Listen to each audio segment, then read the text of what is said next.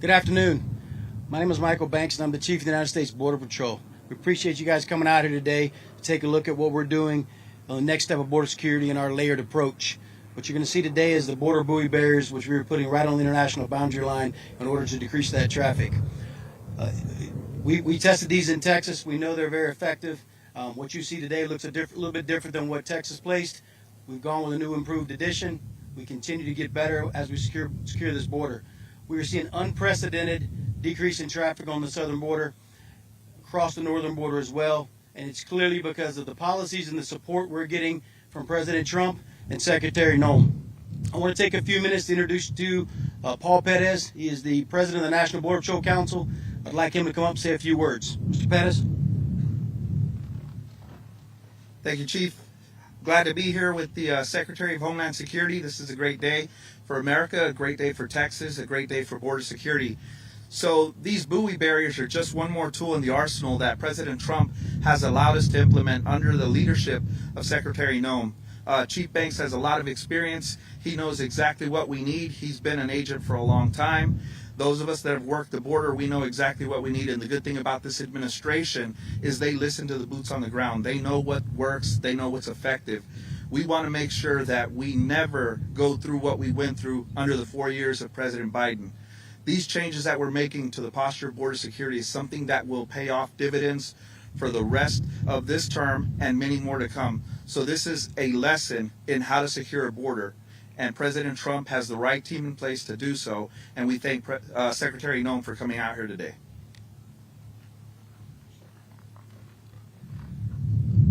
It's a great pleasure that I introduce you to the Honorable Kristi Noem, Secretary of Homeland Security.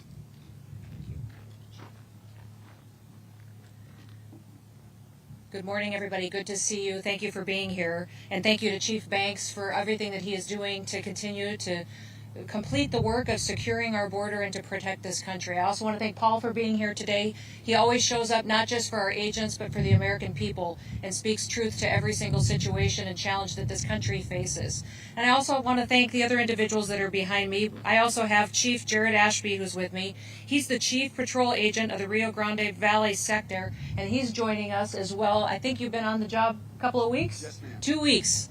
And he's doing a great job. We still aren't letting any illegal aliens over that border in his sector. And we also have Colonel Robert Felicio of the Army National Guard with us. He currently serves as the brigade commander over Task Force Guardian, oversees almost 3,000 soldiers that are deployed to the border from Del Rio to Brownsville, Texas, right here. With him is Captain Muse, who's also serves alongside the Coast Guard, and we're grateful for their service and their operation down here at the border. As you know, not only do we have our Border Patrol each and every day securing our border, but they're doing that in cooperation with a partnership between the Department of War and also the Coast Guard that has deployed down here as a part of Operation Riverwall. We are continuing to put the American people first and to keep them safe.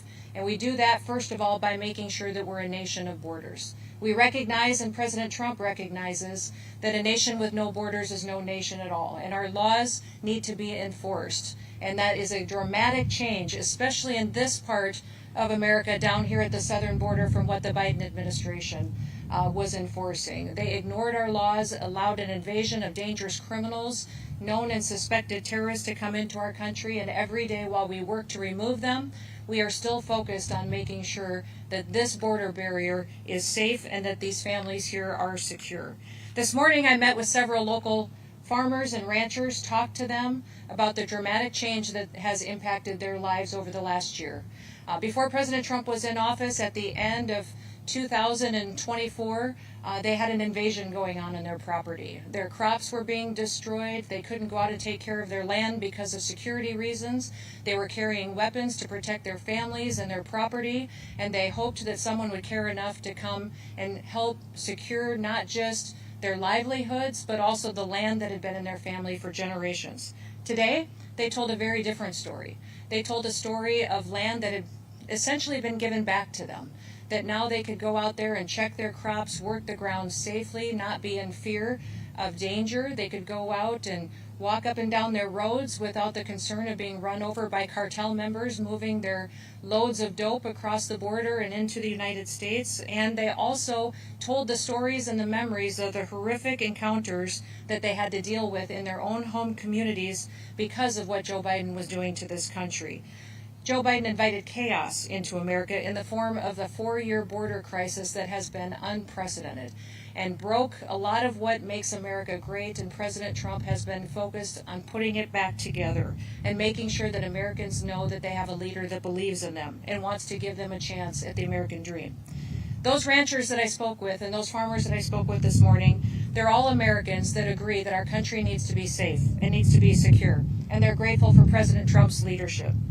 In 2025, daily illegal alien apprehensions at the southwest border have dropped by 95%. And for almost 10 months in a row, nearly a year, the Border Patrol has released 0 illegal aliens into our country. That is a record-setting amount of time period that we have had. And we have also seen 2.6 million illegal aliens removed from the United States of America. That includes almost 700,000 that have been arrested and deported and brought to justice, and then almost 2 million that have left voluntarily, because we sent a very clear message to the world that if you are in the United States illegally, go home now. If you wait until we detain you and deport you, you will never get the chance to come back and be a part of the American dream. The American people have a lot to celebrate in this historic year, but we have a lot more work to do. Even the most historic success does not mean that we can rest on all of our laurels. Innovation and improvement is important, and that's why today we're announcing the next steps to secure our border. The Department of Homeland Security and U.S. Customs and Border Protection are deploying over 500 miles of border barrier in the form of water barriers like you see behind us.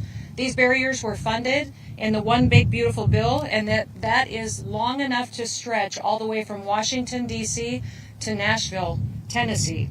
It's more than 130 miles of those barriers are already under contract, and they're getting ready to be deployed starting today. These barriers consist of floating buoys that are 4 to 5 feet in diameter and up to 15 feet long. The buoys that you see here today behind me are ones that are made right in America by a family-owned company down the road here in Texas.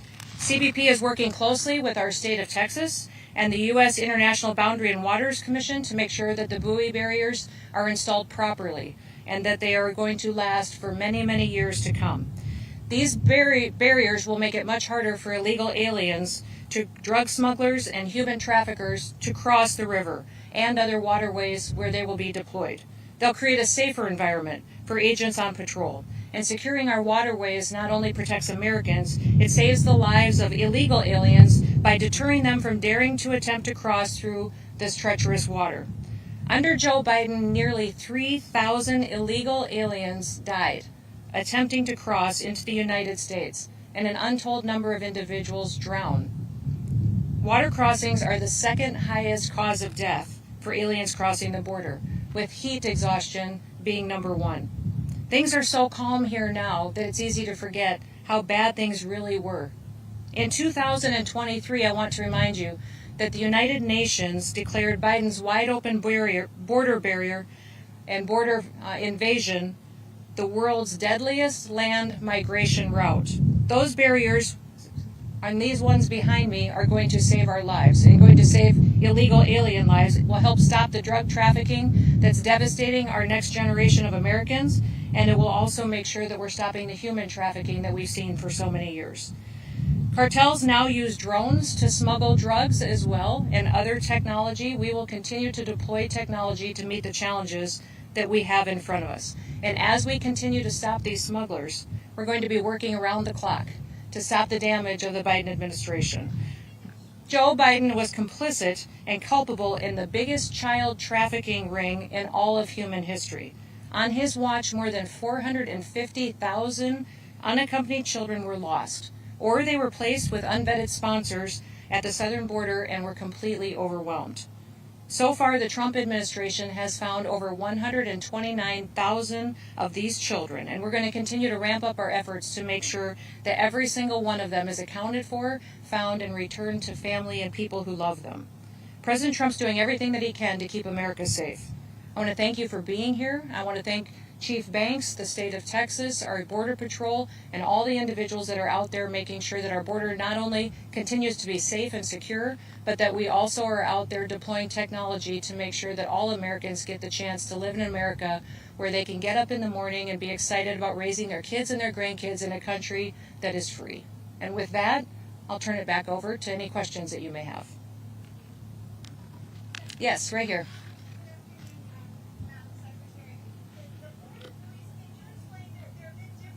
Mm-hmm.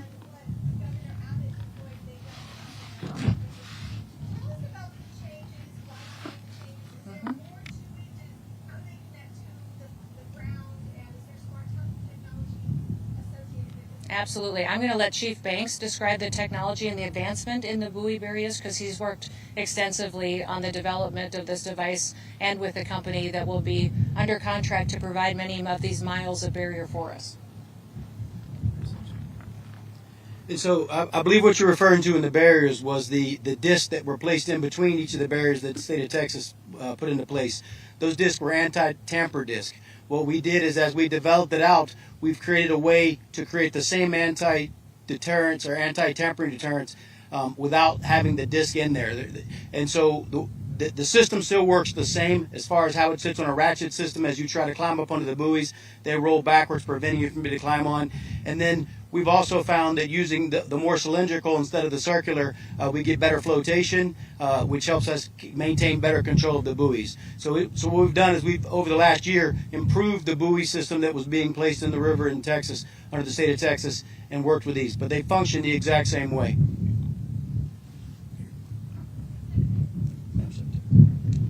Yes.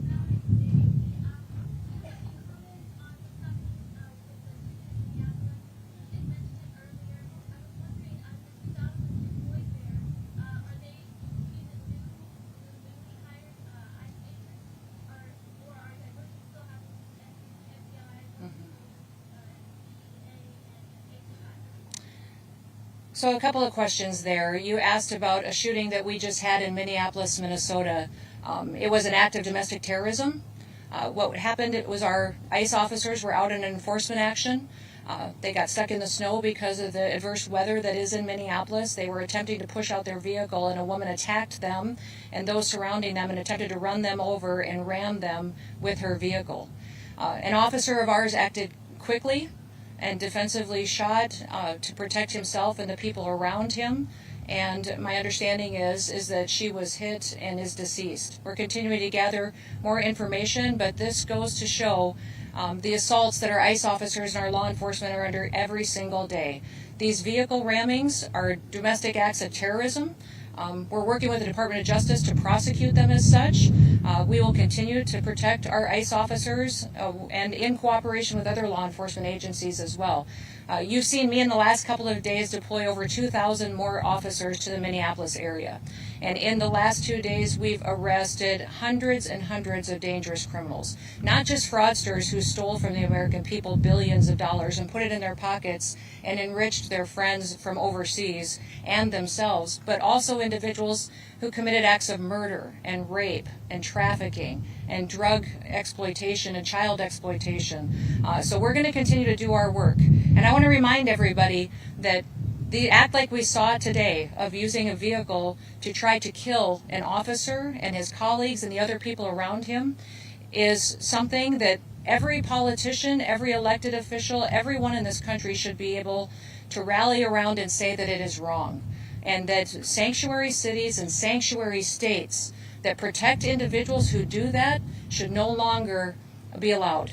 That those individuals that are in leadership positions in these sanctuary jurisdictions need to work with us to make sure that every single person that's out there enforcing the law can be safe, but also so that all of our citizens can continue to be safe too. Domestic acts of terrorism like this will not stand, and I'm grateful that we have the leadership in Washington, D.C. that recognizes it, and will make sure that it's working to keep every single community safe, regardless of who's in charge in that city. President Trump gets up every day and will work to keep people safe, whether they're in a red state or a blue state or in a city that has a Republican mayor or a mayor that has a Democratic mayor. He's going to fight for every single American to make sure they live in a safe community and can raise their kids without fear.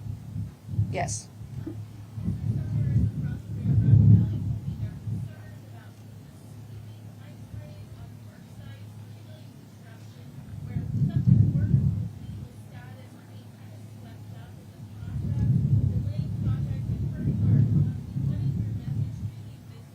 Well, that's simply not happening.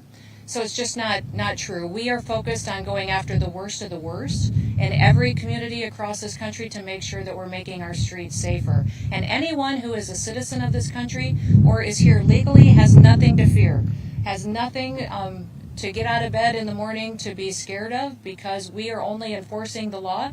If you are in violation, if you have perverted one of our programs in order to be here illegally, absolutely, you may be held accountable for that action. But that individual and those businesses don't have anything to fear if they're following the law.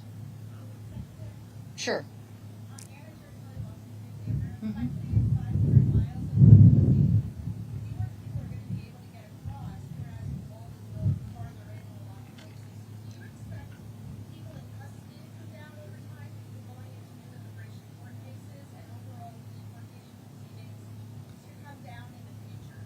I don't think that we're going to see any less people in detention or in immigration court, because we've still got 15 to 20 million people that are in this country illegally.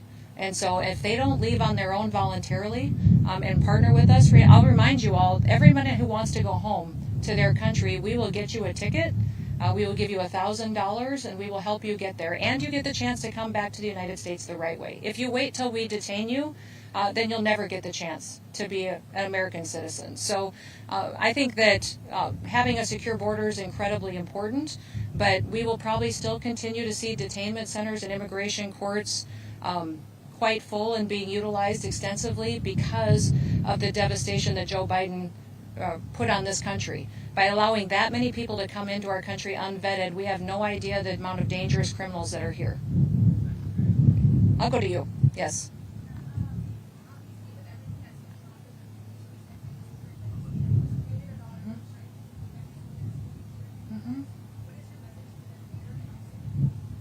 Overwhelmingly, the Venezuelans that I've heard from and talked to are excited about the changes that they see in their country. It is never a bad thing to have a murderous, vicious dictator removed from power. They have more opportunities to go back to their country and have it be more successful and provide for their families today than they did a week ago when Maduro was still in charge. So today's a good day, and we'll continue to do all we can to partner with Venezuela to help it be successful. Yes.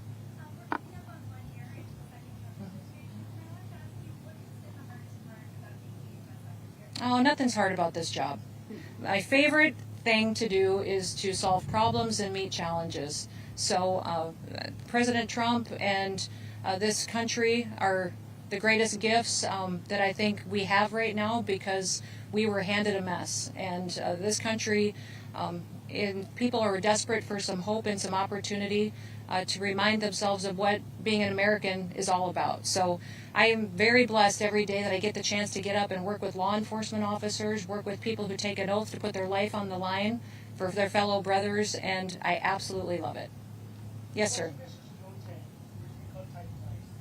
You know, my understanding is that Hilton has severed their franchise relationship with the owner of the hotel that we saw disrespecting our law enforcement so much. My hope is that hotel owners and franchises across the country would recognize this as an opportunity for them to bless our law enforcement officers. When you see them in your communities, support them, support their families, maybe give them an opportunity to have a chance to stay at your hotel, and maybe make them some eggs in the morning, give them some toast and juice, and shake their hand and pray over them as they go out the door that they'll be safe while they do their work. I know that when you turn on the news every day, it sounds discouraging, but our law enforcement are the perfect example we can point to for our kids of the kind of Americans we should all want to grow up to be like. Yes.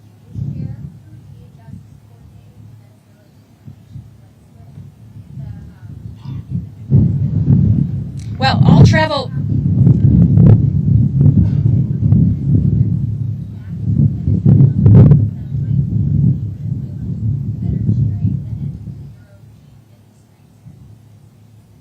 So the State Department always works on all travel documents and flight arrangements for every country when we return individuals back to their homes. We'll continue to do that and let the State Department do that. We have those in detention that may be from Venezuela that will submit their paperwork to the State Department, just like every other individual across the world, and make sure they get home as soon as possible. We'll continue to evaluate every situation in every country and always make sure that we're putting Americans first. You'd have to ask the State Department. Other questions? Yes. Oh, one more? Go for it.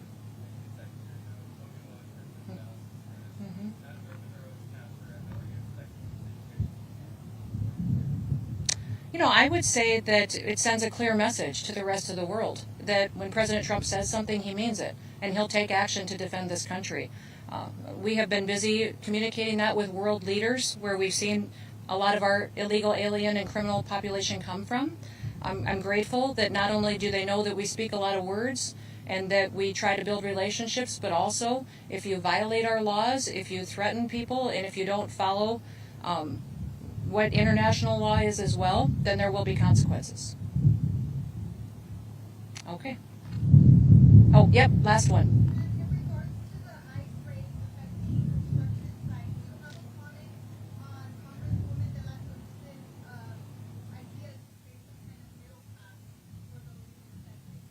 You know, I think our law is our law. If there's a congresswoman that has an idea, then absolutely, that's the proper process if she does not agree with where we stand on immigration policy today.